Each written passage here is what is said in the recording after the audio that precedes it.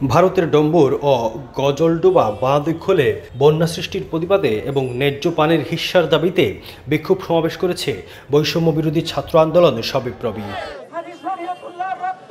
আজ বিকেলে সিলেট কেন্দ্রীয় শহীদ মিনারে বিক্ষোভ সমাবেশ করে শিক্ষার্থীরা প্রায় ১.৫ ঘন্টা অবস্থান কর্মসূচি চলে তাদের।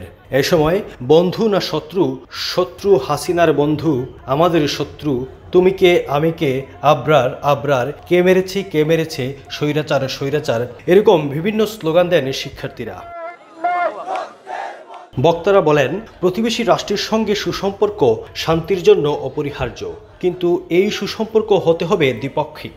বিগত যে স্বৈরাচারী সরকার ছিল তারা এই সম্পর্কের জায়গাটিকে ছিন্ন বিচ্ছিন্ন করে গিয়েছে। সৃষ্টি নদীর উপর যে বাঁধসমূহ রয়েছে, বাংলাদেশে যারা প্রবেশ করেছে এগুলার বাঁধ খুলে দিয়েছে, তার দরুন বাংলাদেশে একটা মনে করছি যে রাজনৈতিক বন্যা সৃষ্টি হয়েছে। এর দরুন কুমিল্লা, ফেনী, নোয়াখালী এই অঞ্চলের মানুষজন, পাশাপাশি এখানকার যে আমাদের হবিগঞ্জ রয়েছে, মৌলভীবাজার রয়েছে, সিলেট রয়েছে, সুনামগঞ্জের মানুষজন বক্রান্তার কৃত্রিম আর কি বন্যায় আক্রান্ত হচ্ছে। এতে মানুষজন আর কি লক্ষ লক্ষ মানুষজন দুর্বিষহ জীবনযাপন করছে, যা এই মুহূর্তে আর কি একটা কাম্য ছিল না।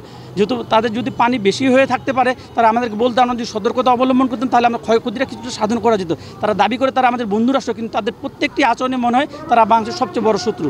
আমাদের দেশের সকল মানুষ একমত হয়ে তারা মনে করতেছে আমাদের দেশের ইতিহাসে এরকম বন্যা কখনো হয় নাই। ভারতীয় সরকার তারা বাঁধ ছেড়ে দিয়ে আমাদের দেশে একটা বন্যায় ডুবিয়ে দিয়েছে, যেটা আমাদের জন্য অত্যন্ত কষ্টকর, যেটা আমাদের মৃত্যুর মিছিলকে অনেক বড় পরিসরে নিয়ে যাচ্ছে।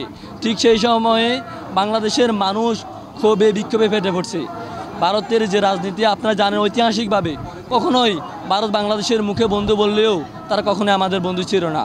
ইতিমধ্যে আপনারা দেখেছেন যে তারা ভারতীয় পণ্য বয়কট করেছে এবং সময় হলে ভারতীয় যে হাইকমিশন সেগুলোও ঘেরাও করার প্রস্তুতি চলছে এবং ইন্টারন্যাশনালি আমাদের যে সরকারের উপদেষ্টা মণ্ডলীরা আছেন তারা ইন্টারন্যাশনালিও সেদিকে প্রেশার ক্রিয়েট করার চেষ্টা করতেছেন।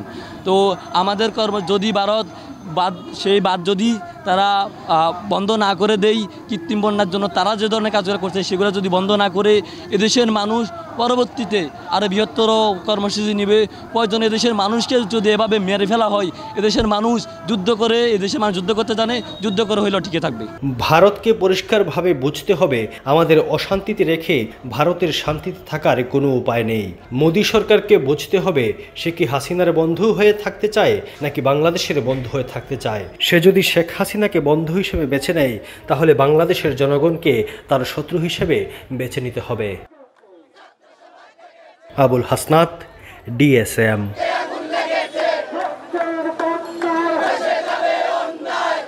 আমরা তাদের প্রতি হুঁশিয়ারি উচ্চারণ করে বলতে চাই, বাংলার জনগণ যে কোনো প্রকার ষড়যন্ত্র মোকাবেলা করার জন্য আমরা রাজপথে রয়েছি।